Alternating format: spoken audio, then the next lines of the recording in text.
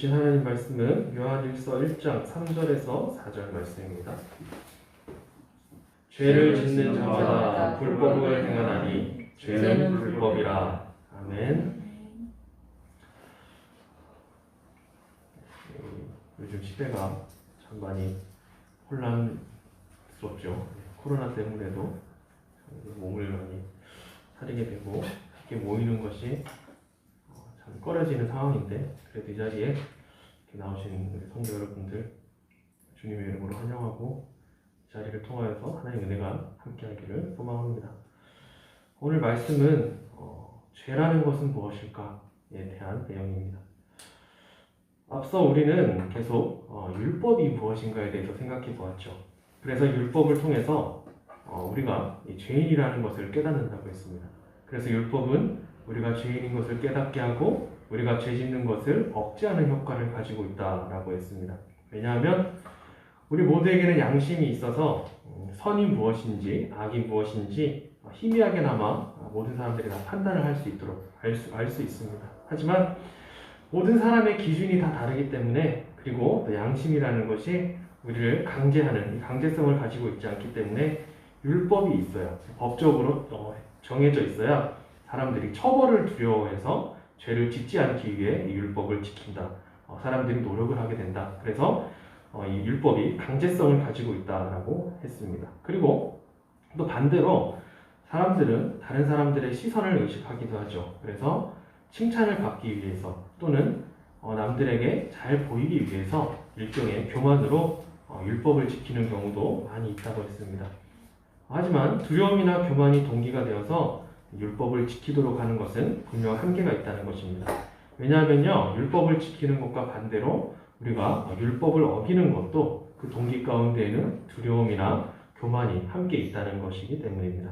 우리가 거짓말을 할 때 왜 거짓말을 하게 될까요? 그것은 나에게 오는 어떠한 피해가 두려워서 거짓말을 하기도 하죠.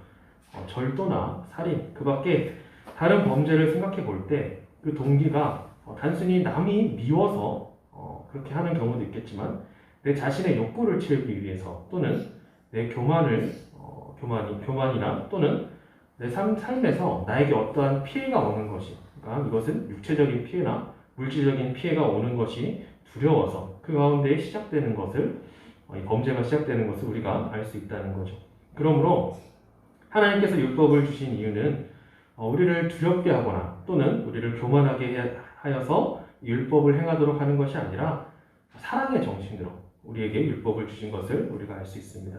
그래서 처음에는 이 두려움과 교만함으로 우리가 율법을 지켜 행할 수는 있지만, 우리가 하나님께서 명령하신 십계명의 진정한 의미를 알게 되면 곧 우리 모든 이 마음에서 시작되는 이 탐심이라는 것이 우리에게 있어서 진정한 죄라는 것을 알게 될 때 우리는 우리 자신의 한계를 보게 되는 것입니다.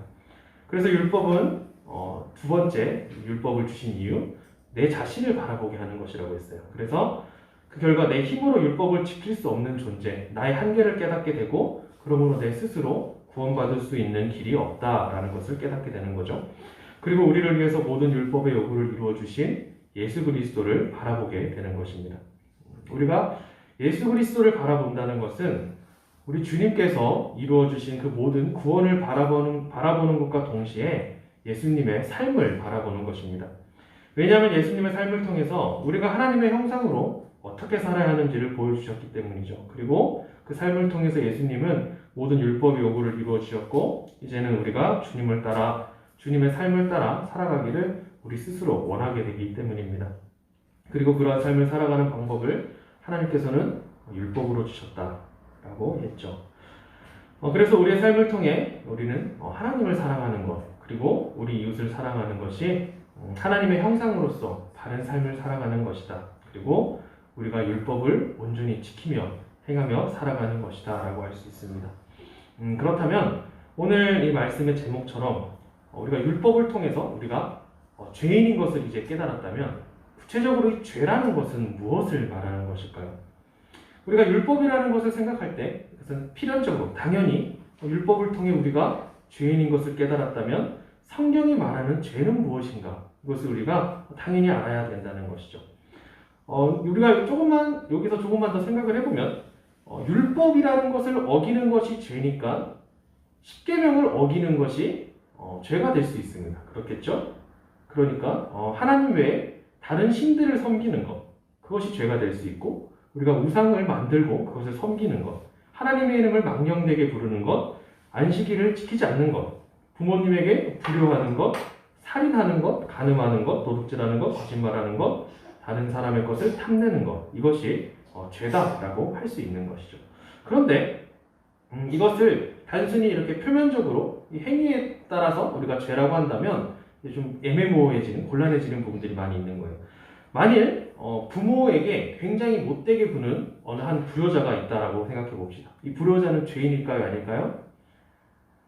네, 죄인이라고 우리가 할 수 있어요. 그런데 알고 보니까 이 불효자가 어릴 때부터 부모에게 지독하게 정말 학대를 당했던 그런 기억이 있는 사람이에요. 이 사람은 죄인일까요, 아닐까요?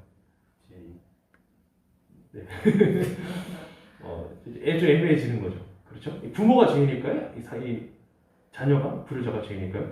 옛날에 95년도에 이 브래드 피트라는 배우 아시죠? 브래드 피트. 네, 브래드 피트가 미나리 지금 요즘 굉장히 미나리 영화 아시죠? 윤여정이 상 받았잖아요. 그거를 이제 제작자로 한 이 브래드 피트가 95년도에 찍은 영화가 있어요. 세븐이라는 영화인데 혹시 아시나요? 브래드 피트랑 모건 프리먼 되게 유명한 배우인데 잘 모르시나봐요. 그 세븐이라는 영화가 있습니다. 이게 무슨 영화냐면 7가지 이 죄악을 가지고 그러니까 뭐 탐욕, 식탐, 식욕, 교만, 성욕, 시기, 분노 뭐 이렇게 7가지 죄악을 가지고 한 범인이 나와서 그 죄목에 사람을 이 죄를 붙여서 이 살인자가 직접 자신이 처벌하겠다 뭐 이런 영화가 있어요. 그래서 범인이 자기 생각에 이 사람은 죄인이다라고 하는 이 5명을 찾아가서 살인을 저지르는 거예요. 살인을 저지르고 거기에 이 사람은 탐욕의 죄였다 이렇게 남기고, 이 영화 혹시 모르시나요? 저만 봤나요? 굉장히 유명한 영화인데. 그래서 5명을 이렇게 죽이고 마지막에 자수를 하러 옵니다. 이 범인이. 굉장한 스포일러인데 보실 거면 얘기하지 말아요. 굉장히 재밌는 영화인데 마지막에 브래드 피트는 형사예요. 브래드 피트 형사고 모건 프리먼 형사인데 어느 한 살인범이 5명을 죽이고 자수를 하러 옵니다. 그래서 나머지 2명의 시체가 있는 곳을 알려주겠다. 대신에 나를 따라와라. 이렇게 해서 그 사람을 따라가요. 따라가는데 그 마지막 장면에서 사실 나는 너를 시기하고 있었다. 6번째 죄인 거죠. 시기를 하고 있었다. 그러면서 브래드 피트의 아내를 죽여요. 죽였다고 하고 브래드 피트의 아내를 시체를 이제 보여주는 거예요. 그러면서 마지막 죄는 이제 분노예요. 그래서 네가 분노하니까 분노를 표출하여 나를 죽여라. 그래서 7개의 죄가 완성돼서 모든 사람 처벌받는 뭐 이런 내용이에요. 이게 왜 이런 얘기를 하냐면은 마지막에 이제 이 분노의 죄를 이제 브래드 피트가 참을 수 있느냐 못 참느냐 이건 거죠. 분노의 7가지 죄가 이제 그 영화의 주제니까 6가지 죄로 모든 사람들이 이제 살인을 당했어요. 그리고 마지막에 6번째 죄 시기를 하고 있는 이 범인과 그리고 마지막 7번째 죄는 분노로서 완성이 되는데 브래드 피트는 형사고 이 범인은 자기 눈앞에 있고 자기 아내를 죽였습니다. 이제 분노해야 되잖아요. 그래서 분노한 브래드 피트가 제 아내는 분노를 하고 있죠 지금. 자살해가지고 분노한 브래드 피트가 마지막에 범인을 죽입니다. 총으로 쏴서 죽여요. 그럼 이 브래드 피트는 죄인일까요, 아닐까요? 라고 이제 우리가 얘기했습니다. 굉장히 얘기가 길었는데 왜 이런 얘기를 들은 거냐면요. 왜 이런 예를 들어서 우리가 죄라는 것이 무엇인가 우리 생각으로 얘기를 하냐면 보통 우리가 죄는 무엇인가 라는 생각을 할 때 겉으로 드러나는 행동을 통해서 우리가 죄라고 정의를 한다는 거죠.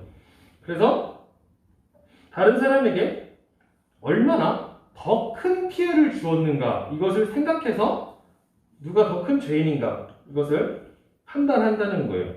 그런데 그러니까 이 사람이 죄를 지었지만 왜 그런 죄를 지었는지를 생각해 보거나 아니면 이 사람이 죄를 지었지만 그 피해가 많이 피해를 입혔는지 조금 피해를 입혔는지를 가지고 우리가 죄의 경과 죄의 높고 낮음을 죄가 적고 많음을 따진다는 거예요. 그런데 이 모든 판단이 우리 사람의 기준에서 판단이 되기 때문에 죄라는 것을 정확하게 정의하기에 굉장히 부족하다는 거예요. 이게 너무 힘이 짜서 벗어도 될까요? 너무 차네요. 그래서 다른 사람에게 얼마나 더 큰 피해를 주었는가? 이 사람이 겉으로 어떠한 행동을 해서 이 죄가 드러났는가? 이것을 가지고 죄를 판단한다는 거예요. 그런데 이 죄를 사람의 생각 기준으로 하면 모든 사람의 생각이 다르고 그렇죠? 그리고 심지어 똑같은 죄를 저질렀지만 우리에게 1심, 2심, 3심의 재판의 과정이죠. 그래서 이 1심, 2심, 3심의 판결이 다 동일할 수 있겠지만 점점 이제 이 형벌이 다 달라지는 그런 것도 볼 수 있는 거예요. 왜냐하면 다 기준이 다르기 때문에. 그래서 처음 예를 들었던 이 불효자와 학대하는 부모를 예를 들었는데 누가 더 큰 죄인인가 우리가 생각하면 누가 더 큰 죄인일까요? 제 생각에는 아들이 좀 더 큰 죄인이 아닐까요?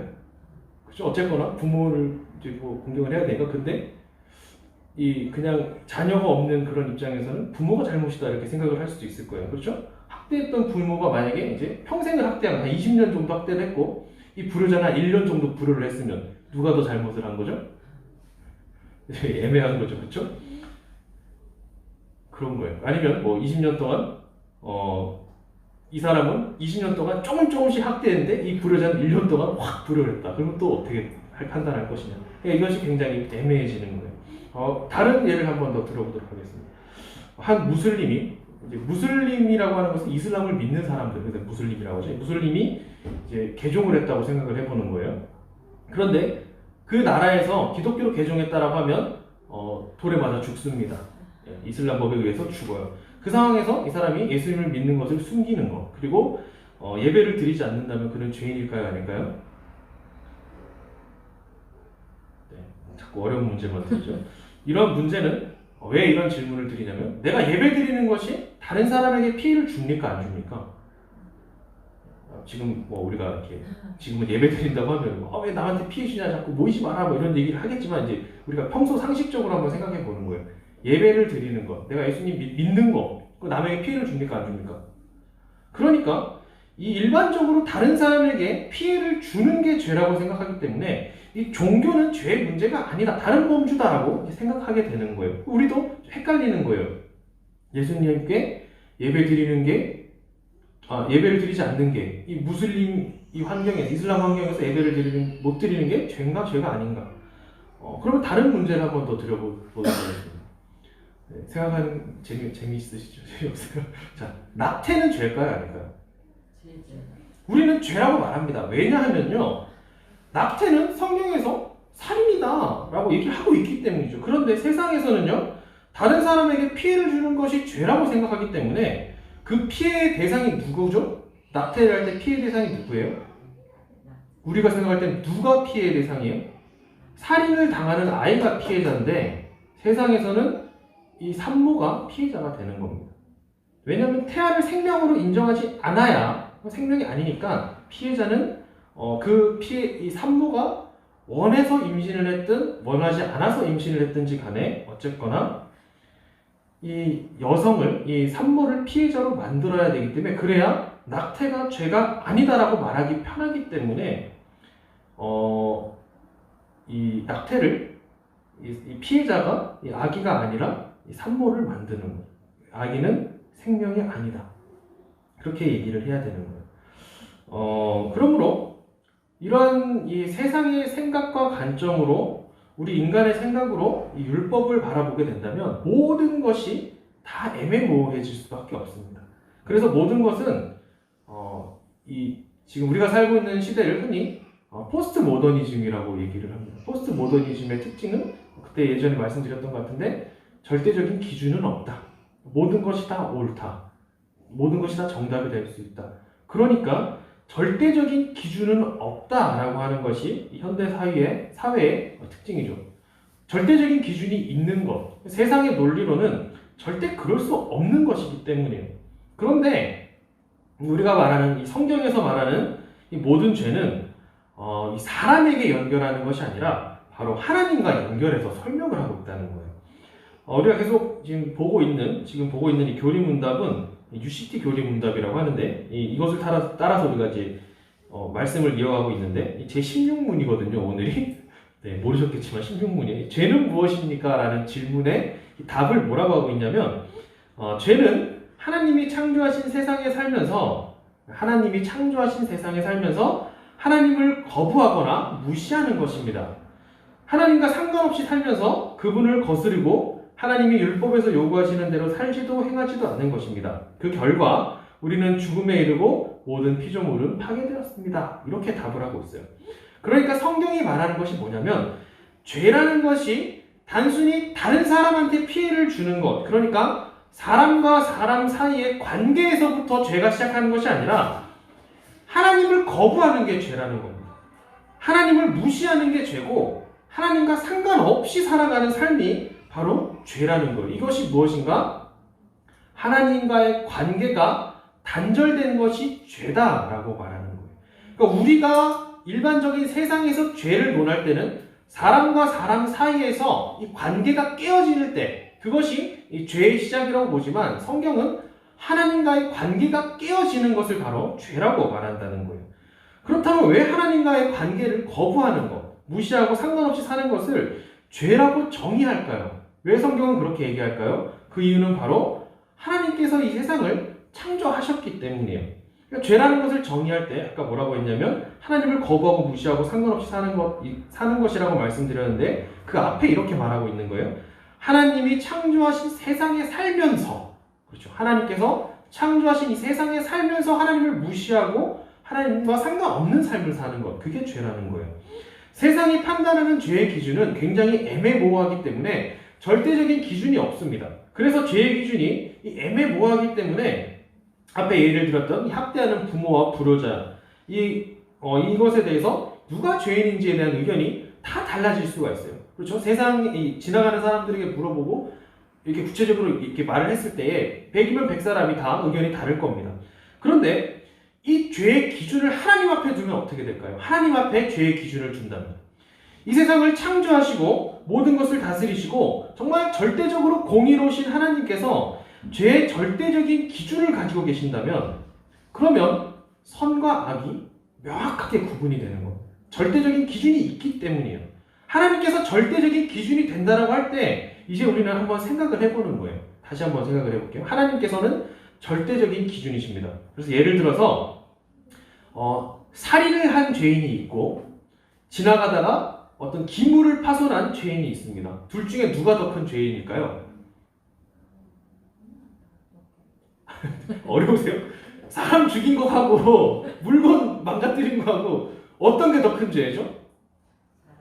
그렇죠. 우리는 당연히 사람이라고 생각할 거예요. 왜냐하면요, 사람은 하나님의 형상이기 때문이에요. 그런데 다시 한번 질문을 드릴게요. 이 기물이 국보인 거예요. 국보. 그래서 이게 국보고 세계문화유산이래 가지고 이 가치가 약 한 5조 원 정도 되는 거예요. 5조 원. 5조 원 정도 된다고 생각해 봅시다. 그럼 사람 죽인 거하고 국보를 파괴한 거하고 어떤 게 더 큰 죄죠? 당연히 우리는 하나님의 형상인 사람을 죽인 게 더 크다고 생각할 거예요. 아무리 비싼 국보라고 해도 이게 뭐 5천억이 되든 5조가 되든 50조가 되든 하나님의 형상인 사람보다 물건은 못하다고 생각하기 때문이에요. 그런데 세상 기준으로 보면 그 사람의 값어치를 따지겠죠. 그렇죠? 그래서 사람을 돈으로 환산해서 누가 더 값어치 있는가를 따질 겁니다. 왜냐? 세상에서도 죄를 따질 때 무엇이 더 귀한 것인가를 생각하고 있기 때문이에요. 그래서 우리에게는 이 죄라는 것을 판단할 때 누구에게 더 큰 피해를 줬는가라고 생각하는 동시에 어떤 것이 피해를 받은 게 어떤 것이 더 큰 가치를 가지고 있는가 이거를 따져서 죄가 많고 적음을 따지고 있는 거예요. 그렇죠? 그래서 더 큰 손해를 끼친 게 더 큰 죄라고 생각합니다. 그런데 우리에게 있어서 가장 큰 가치가 뭐죠? 우리에게 있어서 가장 귀한 것이 뭐예요? 하나님이신 거예요. 그러니까 절대적인 기준을 가지고 있는 하나님이 우리에게 가장 가치 있고 가장 값어치가 있는데 그 가장 값어치 있고 귀한 하나님을 거부하고 무시하고 하나님과 상관없는 삶을 살아가는 게 그게 가장 큰 죄 아니겠습니까? 그렇죠? 그것이 바로 성경이 말하는 가장 큰 죄라는 거예요. 우리 인간의 생각에도 어떤 것에 가장 큰 피해를 줬는가가 그게 더 큰 죄인데 우리에게 있어서 뭐예요? 가장 귀한 것? 그게 바로 하나님이신 거예요. 하나님을 무시하는 거, 하나님을 거부하는 거, 가장 귀한 것을 우리가 무시하는 거죠. 그게 가장 큰 죄라는 것입니다. 즉 하나님은 가장 절대적인 기준이시고 하나님이 우리의 모든 가장 귀한 것인데, 그러므로 하나님이 우리의 선과 악의 기준이 되시기 때문에 하나님의 말씀을 따르는 것이 선이에요. 그리고 하나님의 말씀을 어기는 게 뭐예요? 죄인 거예요. 그것이 악인 거예요. 이렇게 우리가 정의할 수 있는 것입니다. 그러므로 이 말의 의미를 생각하면 우리가 죄라는 것이 무엇인가 라는 것을 생각할 때, 죄라는 게 무엇인가 생각할 때, 죄를 하나님과 연관지어서 생각하는 사람들 있잖아요. 그렇죠? 우리가 평소에 그렇게 생각하지 않습니까? 남들에게 뭐 잘못을 저질렀다, 험한 말을 했다, 어떠한 피해를 줬다 할 때 이것이 이 사람의 생각을, 이 사람의 마음을 생각하기도 하지만 하나님 보시기에 어떠할까? 그것을 우리가 가장 먼저 생각하는 거예요.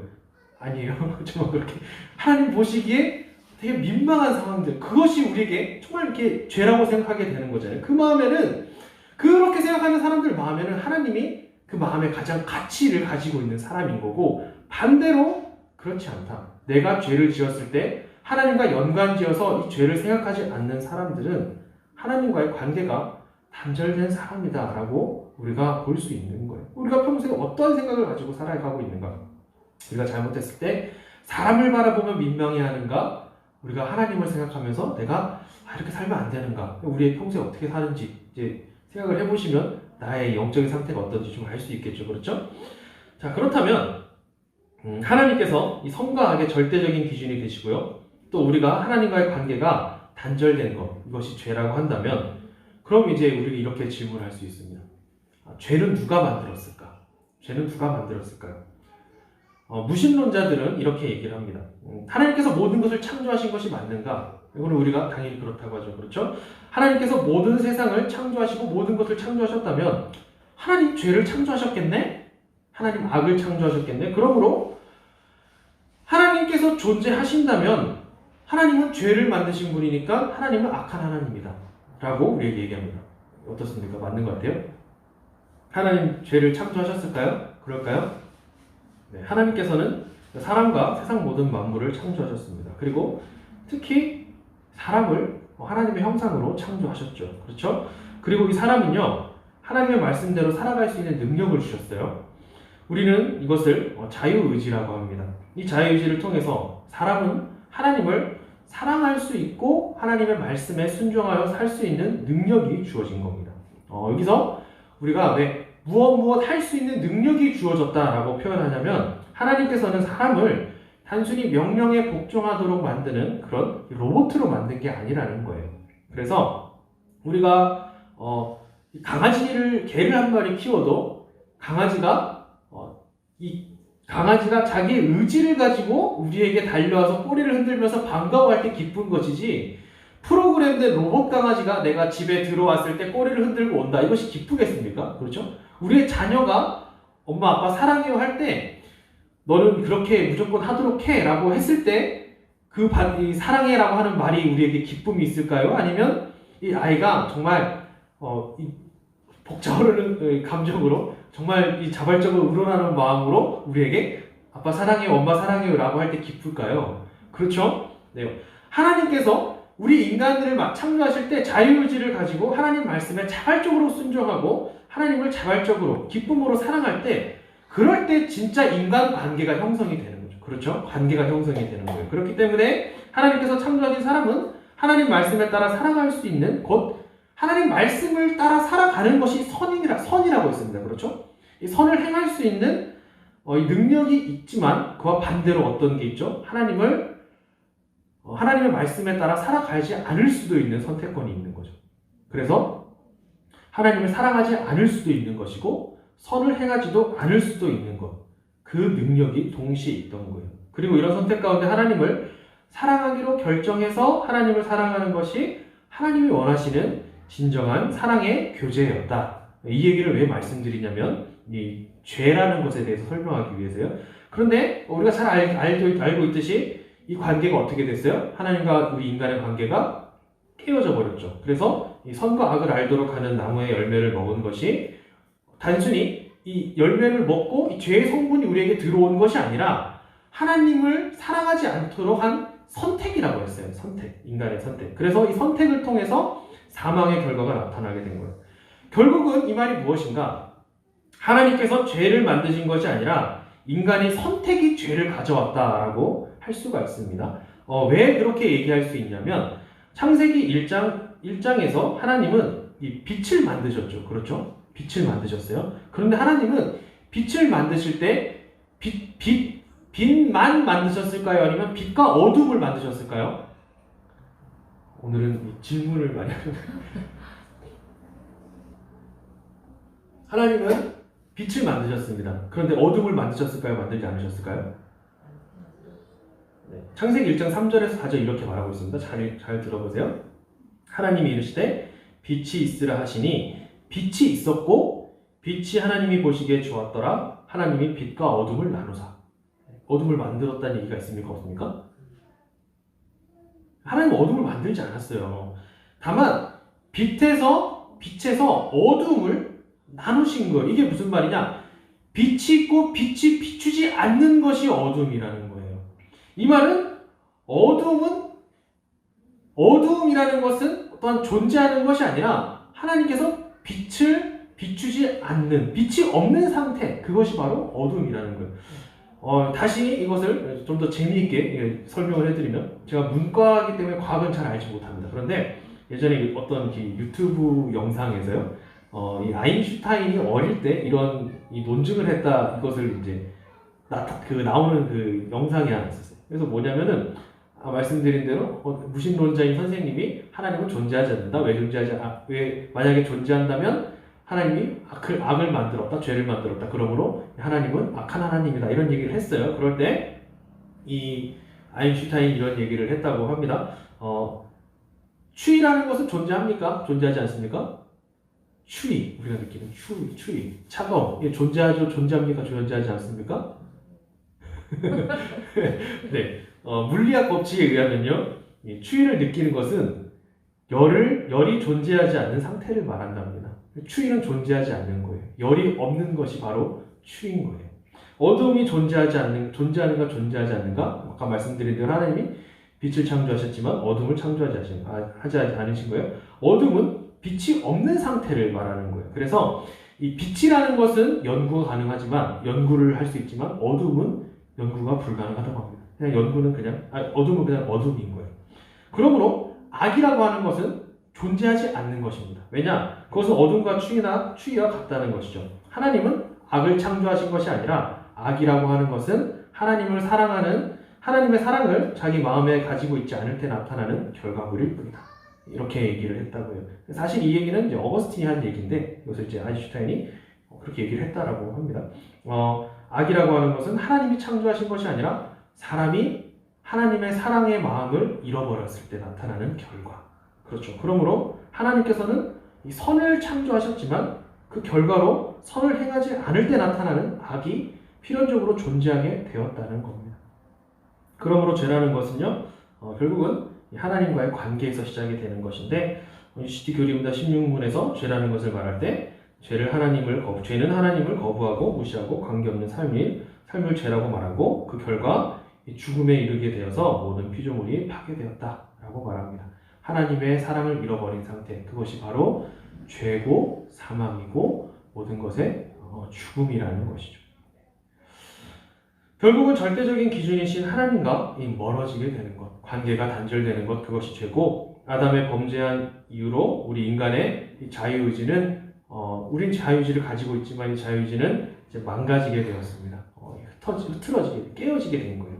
인간은 지금도 하나님을 사랑할 수 있습니다. 그렇죠? 그리고 선을 행할 수 있지만 우리 마음 가운데는 하나님을 사랑하는 것보다 다른 것들이 더 좋은 거예요. 우리가 선을 행하는 것, 이 선이라는 것이 하나님의 말씀을 따르는 것인데, 하나님 말씀을 따르는 것을 할 수 있지만 그것보다 우리 생각대로 살아가는 게 사실 더 좋은 거죠. 그렇게 되어버렸습니다. 로마서 3장 23절에는 이렇게 말합니다. 모든 사람이 죄를 범하였음에 하나님의 영광에 이르지 못하더니. 우리의 망가진 이 자유의지로는 우리 가끔씩 선을 행할 수 있어요. 그리고 절대적인 기준인 하나님이 없는 선이라면 그것은 결국 죄일 뿐인 것을 우리가 알고 있고 절대적인 기준이신 하나님을 통해서 이루어진 선이라고 할지라도 그것이 온전하고 완전하지 못하기 때문에 결국 모든 사람은 죄인일 수밖에 없습니다. 그리고 오늘 본문 말씀 요한일서 3장 4절 이렇게 말하고 있죠. 죄를 짓는 자마다 불법을 행하나니 죄는 불법이라. 불법이라고 하는 것은 단순히 이 죄라는 것, 악이라는 것과는 좀 다른 거죠. 율법을 어길 때 그것을 바로 불법이라고 말합니다. 그리고 우리가 율법을 온전히 지킬 수 없는 것은 하나님과의 관계가 온전하지 못하기 때문이죠. 하나님보다 다른 것들을 더 사랑해서 하나님을 거부하고 무시하는 것, 하나님과 상관없는 삶을 사는 것, 그 모든 것이 결국은 내 마음대로 살고 싶어하는 우리 각자의 소견에 오는 대로 살고 싶은 우리 욕심에서부터 시작되는 것입니다. 우리 욕심은 곧 탐심이고 탐심은 곧 우상 숭배입니다. 그러므로 우리는 늘 범죄하고 하나님을 사랑하는 마음이 없는 상태, 곧 죄의 상태로 살아가는 것이 우리가 가지고 있는 이 죄악된 본질이다. 우리가 이것을 잘 알아야 되는 것이죠. 로마서 6장 23절 이렇게 말합니다. 죄의 삭은 사망이요 하나님의 은사는 그리스도 예수 우리 주 안에 있는 영생이라. 그래서 우리가 이 죄인 이 본질을 알 때 우리에게 정해진 이 결과는 사망이라는 것입니다. 그래서 우리는 우리의 죄로 이 사망 선고를 받은 사람들입니다. 그리고 우리가 이 사망 선고에서 이 선고된 것이 번복될 수 있는 방법은 하나님과의 관계가 회복되는 방법밖에 없는 거예요. 사람과 사람 사이에서 이 관계가 회복되는 방법은 무엇일까요? 관계가 깨어진 관계가 다시 회복되는 것. 그것은 다시 신뢰를 쌓는 것이죠. 신뢰를 쌓는 것은 여러 가지 방법이 있겠지만 지속적으로 약속을 계속 지킨다거나 어떠한 행동을 할 때, 말을 할 때 이 사람에게 정말 진심이 느껴진다거나 그리고 정말 성실함으로 꾸준하게 그런 것들이 나타날 때 이 깨어진 관계가 조금씩 회복되죠. 그런데 신뢰라는 것이 한번 잃어버리게 되면 조금씩 쌓아가는 것이 다시 무너지는 것은 더 쉬운 일인 거죠. 그렇죠? 그렇다면 우리가 이 하나님과의 관계를 회복하는 방법이 무엇일까요? 하나님의 말씀대로 우리가 살아가기 위해서 우리가 어떻게 해야 돼요? 정말 말씀을 잘 지켜서 이미 우리는 깨어진 관계이기 때문에 하나님과의 관계를 다시 쌓기 위해서 정말 말씀을 지켜 살아가기 위해서 노력하고 힘쓰고 애쓰고 진심으로 정말 전심을 다해 하나님 앞에 예배하는 방법이 있을 거예요. 그리고 죄로부터 멀어지기 위해서 정말 성실하게 말씀에 따라 살아가려면 우리의 힘으로 하나님과의 관계를 회복할 수 있을 것 같아요. 그런데 문제가 있죠. 문제는 뭐죠?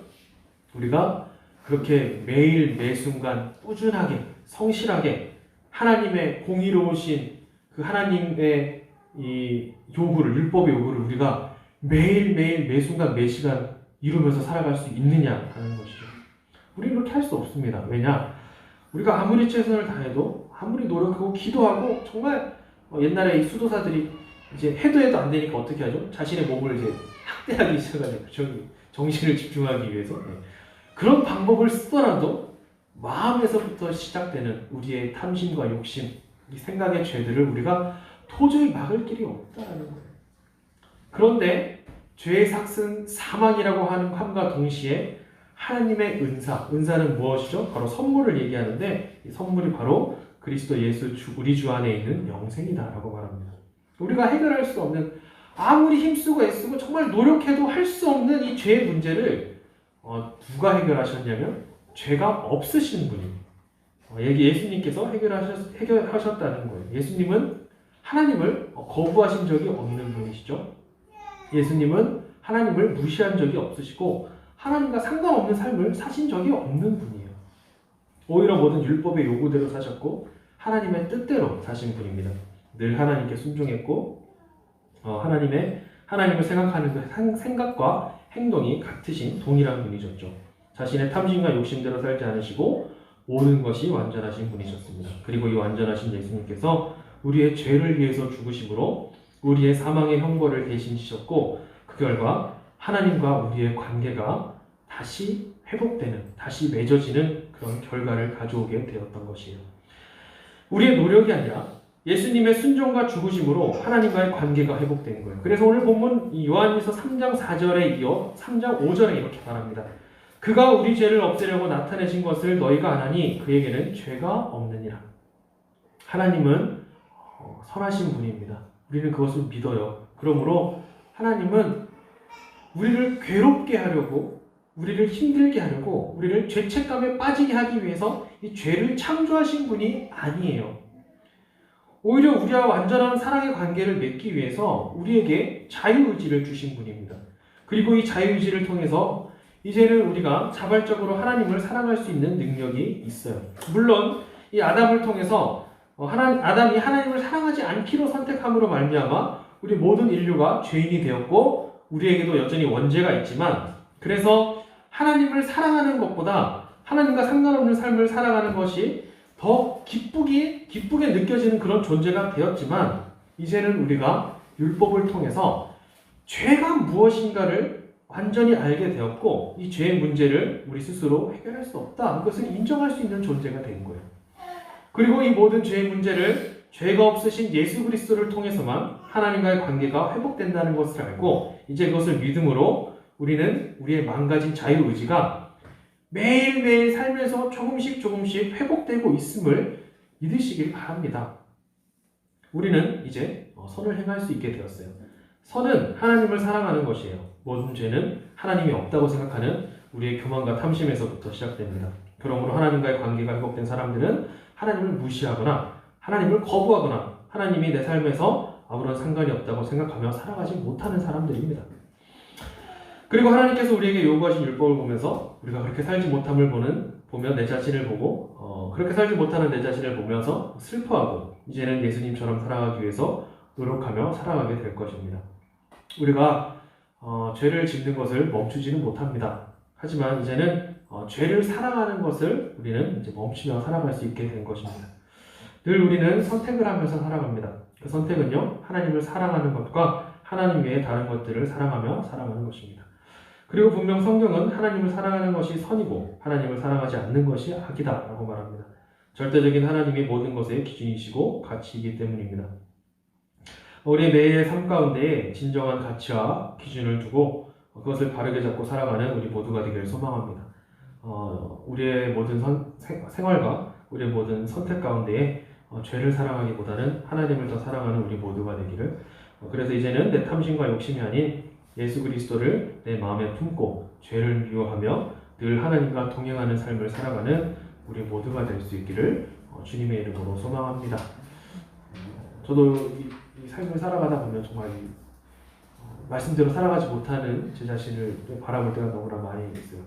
담임선생 얼마 전에 말씀하셨는데 설교를 하다 보면 그 설교하는 것이 나인 줄 착각한다, 그런 얘기를 하셨습니다. 이 율법과 죄에 관한 이 말씀을 계속 준비하고 설교를 하면서 제 안에 여전히 정말 많은 죄들이 있고 율법을 지키지 못하고 내 안에 악이 정말 여전히 많이 존재하는구나, 이런 것들을 계속 깨닫고 나아가고 있어요. 그런데 하나님은 선하시기 때문에 계속 우리 함께 우리의 죄를 미워하는 마음 가지고 율법을 지키기 위해서, 선을 행하기 위해서 살고 노력하다 보면 결국 우리의 삶이 점점 더 나아지고, 그렇게 하나님 말씀대로 살아갈 수 있는, 우리 이미 능력을 받았으니까 그렇게 점점 더 나아지는 그런 우리의 삶을 살아가게 될 줄 믿습니다. 이렇게 모든 우리 모두가 되길 주님의 이름으로 다시 한번 소망합니다. 기도하겠습니다. 하나님 감사합니다.